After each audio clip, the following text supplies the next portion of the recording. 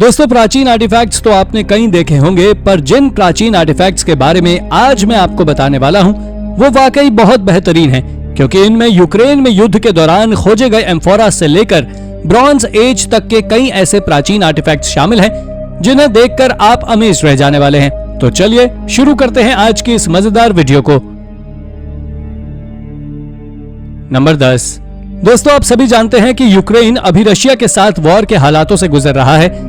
ऐसी सिचुएशन में वहां आर्कियोलॉजिकल डिस्कवरीज हो पाना बहुत कठिन है। आपको बता दें कि वहां ऐसे कठिन हालात में भी एक आर्कियोलॉजिकल डिस्कवरी हुई है। दरअसल जब यूक्रेनियन सोल्जर्स ओडेसा नाम की जगह पर दुश्मनों से बचने के लिए गड्ढा खोद रहे थे, तभी उन्हें एंशिएंट ग्रीक एम्फोरा मिले, जिन्हें देखकर वो सारे सोल्जर्स चौंक गए। ये सोल्जर्स यूक्रेनियन 126 टेरिटोरियल डिफेंस के मेंबर्स थे, जिन्होंने इस डिस्कवरी के तुरंत बाद आर्कियोलॉजिकल एक्सपर्ट्स और म्यूजियम के मेंबर्स को इसकी जानकारी दी। अगर हम एक्सपर्ट्स की माने तो ये आर्टिफैक्ट्स लगभग 2500 साल पहले के बताए जा रहे हैं। उस समय ओडिशा को ओडिशा के नाम से जाना जाता था, जिसे कि रोमन्स के द्वारा खोजा गया था। इंटरनेशनल ऑब्जर्वर्स का कहना है कि यूक्रेन और रशिया के कॉन्फ्लिक्ट की वजह से 120 से ज्यादा कल्चरल इंपॉर्टेंट साइट्स डैमेज हो गई, जो आर्कियोलॉजिस्ट के लिए एक बहुत बुरी खबर है। नंबर 9। अब हम आपको एक ऐसी डिस्कवरी के बारे में बताने वाले हैं जो कि आज तक एक मिस्ट्री बनी हुई है। दरअसल ये discovery south west United state of America की टस्कन सिटी में एक फार्मर के द्वारा नवंबर 2016 में की गई थी। दरअसल उसने वहां से एक एंशिएंट फिगरिन को खोजा था। हिस्टोरियंस का कहना है कि इस क्ले फिगरिन्स को फर्टिलिटी सिंबल्स के रूप में बनाया गया होगा, क्योंकि ये दिखने में आदमी के गुप्त अंगों के जैसे दिखाई देते हैं। इन आर्टिफैक्ट्स को किसने बनाया होगा ये जानना तो इम्पॉसिबल है, लेकिन माना जा रहा है कि इन फिगरिन को इस रीजन में लगभग 3000 साल पहले रहने वाले फार्मर्स के द्वारा बनाया गया होगा। इस रीजन में इन्हीं आर्टिफैक्ट्स के जैसे कई बड़े बड़े आर्टिफैक्ट्स होने की बात कही जाती थी, जिनमें से कुछ को 2006 में और कुछ आर्टिफैक्ट्स को 2008 में खोजा जा चुका है। दरअसल आज तक साइंटिस्ट इन आदमी के गुप्त अंगों के जैसे दिखने वाले आर्टिफैक्ट्स को बनाने का मकसद खोजने में लगे हुए हैं। नंबर 8। दोस्तों, चलिए अब हम एंशिएंट वॉरियर्स की एक ऐसी स्वॉर्ड के बारे में बात करने वाले हैं जो कि आज तक एक रहस्य बनी हुई है। इस तरह की एंशिएंट वाइकिंग स्वॉर्ड्स ज्यादातर स्कैंडिनेविया और यूनाइटेड किंगडम में पाई जाती है और सबसे कम टर्की में पाई जाती है। ऐसी ही एक एंशिएंट वाइकिंग स्वॉर्ड को आर्कियोलॉजिस्ट ने एंशिएंट सिटी ऑफ पटारा से 2018 के अंत में खोजा है। आर्कियोलॉजिस्ट का कहना है कि इस स्वॉर्ड का इस्तेमाल 9th और 10th सेंचुरी के बीच हुआ होगा। ये वही समय था जब पटारा एंशिएंट रीजन लेजिया की कैपिटल हुआ करती थी। इसके बारे में ऐसा कहा जाता है कि इस स्वॉर्ड के मालिक वाइकिंग वॉरियर्स कभी अपने एम्पायर को बचाने की जद्दोजहद में नेवल बैटल्स लड़ने के लिए पटारा गए होंगे। वैसे आपको बता दें कि यह दूसरी वाइकिंग स्वॉर्ड है जिसको टर्की में खोजा गया है। नंबर 7। दोस्तों, इस डिस्कवरी को स्वीडन में एस्को नेस्ट्रॉम नाम के एक माउंट हाइकर के द्वारा अंजाम दिया गया था। दरअसल जब वो अपना टेंट लगाने के लिए गड्ढा खोद रहा था, तब उसने वहां से एक ब्रॉच खोजा था, और जब उसने उस ब्रॉच की कार्बन डेटिंग की तो पता लगा कि ये ब्रॉच आज से 1200 साल पुराना है।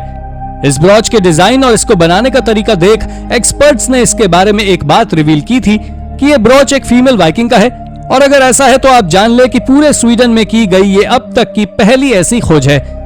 इसके साथ ही उस साइट पर उसे कई जली हुई बोन्स मिली, जो भी बिल्कुल उसी जगह पर थी जहां से उस ब्रोच को खोजा गया था। नंबर 6। यूनाइटेड किंगडम में ऐसे तो बहुत आर्टिफैक्ट्स पाए गए हैं, लेकिन उनमें से ये कुछ ज्यादा ही सुंदर हैं। ऐसी ही एक और 2100 साल पुरानी एक बैटरसी शील्ड को इस जगह से पहले भी खोजा जा चुका है, जिसे पूरी कंट्री में सिग्निफिकेंट आर्ट का एक उदाहरण माना जाता है। दोस्तों, ये शील्ड लकड़ी की बनी है, जिस पर ब्रॉन्ज की एक शीट लगी है, और इसको लैटिन स्टाइल में डिजाइन किया गया है, जिसको प्रदर्शन के लिए म्यूजियम ऑफ लंदन में रखा गया है, जहां इसको लाखों लोग देखने आते हैं। मगर आपको जानकर हैरानी होगी कि जो शील्ड म्यूजियम ऑफ लंदन में रखी है वो असली शील्ड नहीं है, वो तो मात्र एक रेप्लिका है, जबकि असली शील्ड तो ब्रिटिश म्यूजियम में रखी गई है। आपकी जानकारी के लिए बता दूं कि इस शील्ड को चेल्सी ब्रिज के निर्माण के समय खोजा गया, और उसी समय 100 से भी ज्यादा रोमन एंड सेल्टिक स्केलेटन्स और हथियार भी खोजे गए थे। पर इस शील्ड को बहुत अच्छी कंडीशन में पाया गया था, जिसके बारे में हाल ही में हिस्टोरियंस ने एक स्टेटमेंट दिया है कि इसका इस्तेमाल युद्ध में नहीं हुआ है। नंबर 5। दोस्तों अब हम आपको एक ऐसे स्कल्पचर के बारे में बताने वाले हैं जिसके बारे में सुनकर आप चौंक जाएंगे। दरअसल ये स्कल्पचर 1943 में आउटस्कर्ट्स ऑफ पराग ज़ेशिया में पहली बार पाया गया था, जिसे ज़ेकी ज़ाहिरोविक के नाम से जाना जाता है।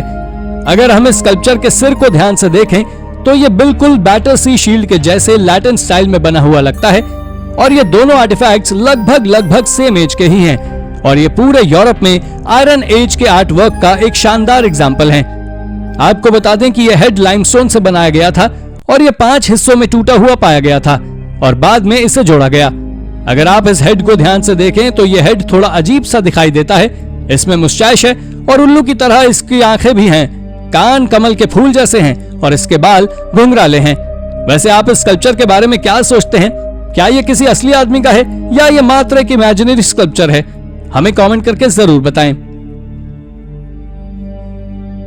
नंबर 4, दोस्तों क्या आप जानते हैं कि 1981 में फ्रांस की एक केव में एक आयरन कैप को खोजा गया था और इसे फ्रांस की सेल्टिक आर्ट का एक मास्टरपीस माना जाता है, जिसे अग्री हेलमेट के नाम से जाना जाता है। आपको बता दें कि इसके सरफेस को आयरन से बहुत केयरफुली कवर किया गया है और इसमें ब्रॉन्ज के बैंड्स का भी इस्तेमाल देखने को मिलता है और तो और डेकोरेशन के लिए प्योर गोल्ड का उपयोग भी किया गया है। इसके साथ ही इसके कोरल को भी सिल्वर से बनाया गया है।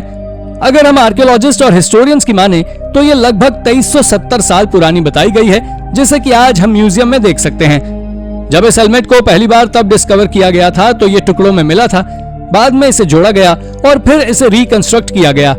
कई हिस्टोरियंस इस हेलमेट को प्री रोमन के समय का भी बताते हैं। नंबर 3, दोस्तों अब हम आपको एक और ऐसे हेलमेट के बारे में बताने वाले हैं जिसे सेल्टिक आर्ट के साथ बनाया गया था।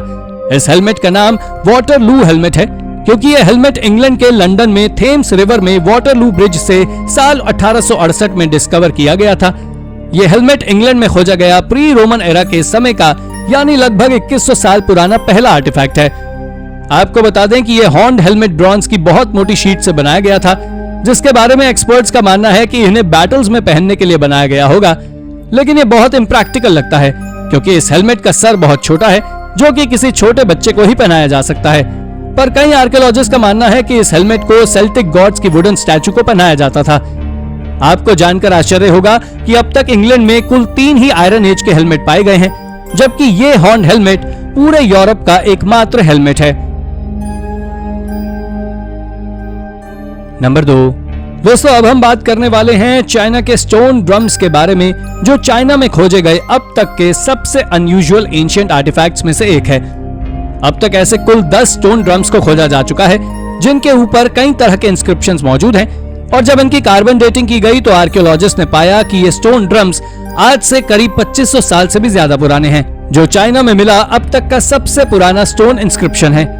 अगर अब आप सोच रहे हैं कि आखिर उन इंस्क्रिप्शंस में क्या लिखा हुआ है, तो रुकिए जरा हम आपको ये भी बताते हैं। दरअसल ये इंस्क्रिप्शंस पोएटिक स्टाइल्स में लिखे हुए हैं, जिसमें रॉयल फिशिंग और हंटिंग ट्रिप्स को डिस्क्राइब किया गया है। दोस्तों इन स्टोन ड्रम्स के बारे में चाइना के रिटन रिकॉर्ड्स में कहीं पर भी जानकारी नहीं है कि इन्हें किसने कार्व किया था और कब किया था, और शायद इसी कारण से ये आर्टिफैक्ट्स आज हमारी वीडियो में शामिल हैं। नंबर 1, ये आर्टिफैक्ट भी एक एट्रुस्कैन डिस्कवरी है, जो कुछ और नहीं बल्कि मोंटिलियन चैरियट है। दरअसल ये मोंटिलियन चैरियट वर्ल्ड हिस्ट्री में की गई अब तक की सबसे बड़ी आर्कियोलॉजिकल डिस्कवरी है, क्योंकि ये चैरियट 530 बीसी के समय का है। आपकी जानकारी के लिए मैं बता दूं कि इस चैरियट को साल 1902 में मोंटिलियन डी सिप्लाटो नाम में एक इटालियन टाउन में खोजा गया था, जो आज के समय न्यूयॉर्क सिटी के सबसे पॉपुलर म्यूजियम यानी कि मेट्रोपॉलिटन म्यूजियम में रखा गया है। आप जान लें कि अब तक 100 से भी ज्यादा एट्रुस्कैन चैरियट को खोजा जा चुका है, जिसमें से 6 चैरियट्स के पूरे पार्ट्स मिले हैं, लेकिन ये मोंटिलियन चैरियट अब तक का सबसे अच्छी तरह से प्रिजर्व चैरियट है। यह चैरियट भले ही लकड़ी से बना हुआ था, लेकिन इसके बावजूद भी इसके ऊपर ब्रॉन्ज की एक ठोस लेयर मौजूद थी, जिसकी वजह से ही ये वाकई एक बहुत बड़ी खोज है। तो दोस्तों ये थी हमारी आज की एक और इंटरेस्टिंग वीडियो। अगर आपको ये वीडियो पसंद आई हो तो इसे लाइक करें और हाँ, जाते जाते चैनल को सब्सक्राइब जरूर कर दीजिएगा। Thank you for watching.